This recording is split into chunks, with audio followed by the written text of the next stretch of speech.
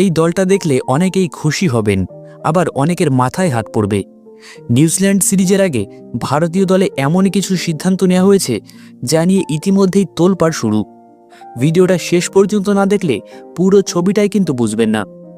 বন্ধুরা, নিউজিল্যান্ডের বিরুদ্ধে আসন্ন ওডিআই সিরিজের আগে টিম ইন্ডিয়াতে বড়সড় পরিবর্তন আসতে চলেছে।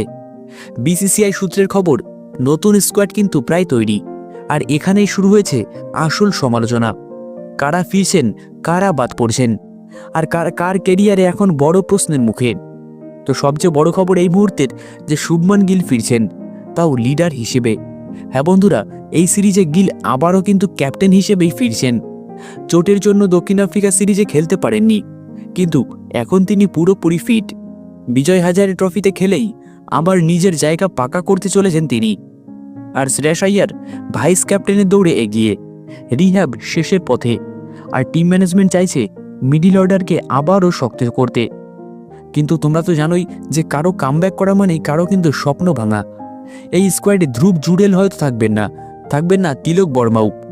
জুডেল ছিলেন থার্ড উইকেট কিপার, আর তিলক ছিলেন ব্যাকআপ অপশান। কিন্তু বড় সিরিজে এক্সপিরিয়েন্সকেই প্রাধান্য দিচ্ছে টিম ইন্ডিয়া। এবার আসি সবচেয়ে আলোচিত নাম, ঈশান কিষান। বিজয় হাজারে ট্রফিতে সেঞ্চুরির পর সেঞ্চুরি, রেকর্ড ভাঙা ইনিংস, তবুও কিন্তু স্কোয়াডে জায়গা নেই। কারণ খুব পরিষ্কার, ওপেনিং কম্বিনেশন বর্তমানে বদলাতে চাইছে না বিসিসিআই। গিল ফিরতেই কিন্তু দরজা বন্ধ। এটাই ক্রিকেটের কঠিন বাস্তব। আর একটা বড় সিদ্ধান্ত যে হার্দিক পান্ডিয়া এবং জাসপ্রীত বুমরাকে বিশ্রাম। কারণ সামনে বড় টুর্নামেন্ট, ওয়ার্কলোড ম্যানেজমেন্ট, চোট এড়ানো। 2026 টি-20 বিশ্বকাপ মাথায় রেখে বিসিসিআই এখন একদম সেফ খেলছে। এবার আসি এমন একজন প্লেয়ারের কথাই যার দিকে সবার চোখ, রবীন্দ্র জাডেজা। দক্ষিণ আফ্রিকায় ফর্ম ভালো ছিল না, অস্ট্রেলিয়ায় বাদ পড়েছিলেন। আকসার প্যাটেল নেই এই সিরিজেও, মানে কি দাঁড়ালো? এই সিরিজটা হতেই পারে জাডেজার টার্নিং পয়েন্ট। ভালো খেললে কামব্যাক, না হলে প্রশ্ন আরও বড় হবে। এবার সম্ভাব্য ভারতীয় দল, এই সিরিজে যে দলটা দেখা যেতে পারে সেখানে থাকছেন শুভমান গিল, শ্রেয়াস আইয়ার, রোহিত শর্মা, বিরাট কোহলি, যশস্বী জয়সওয়াল, কেএল রাহুল, ঋষভ পান্ত, ঋতুরাজ গায়কোয়াড়, নীতিশ কুমার রেড্ডি, রবীন্দ্র জাডেজা, ওয়াশিংটন সুন্দর, কুলদীপ যাদব, হর্ষদীপ সিং, প্রসিদ্ধ কৃষ্ণা এবং হর্ষিত রানা।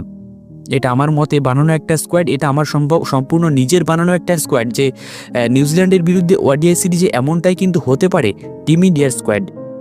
এখন প্রশ্ন একটাই, যে এই দলটাই কি সঠিক সিদ্ধান্ত? ঈশান কিষান কি সত্যি অবহেলিত? জাডেজা কি ফিরতে পারবে নিজের পুরনো ফর্মে? কমেন্টে কিন্তু আপনার মতামত লিখুন। ভিডিওটা ভালো লাগলে লাইক করুন, আর এমন প্রত্যেকটা বড় ক্রিকেট আপডেট পেতে চ্যানেলটা এখনই সাবস্ক্রাইব করুন।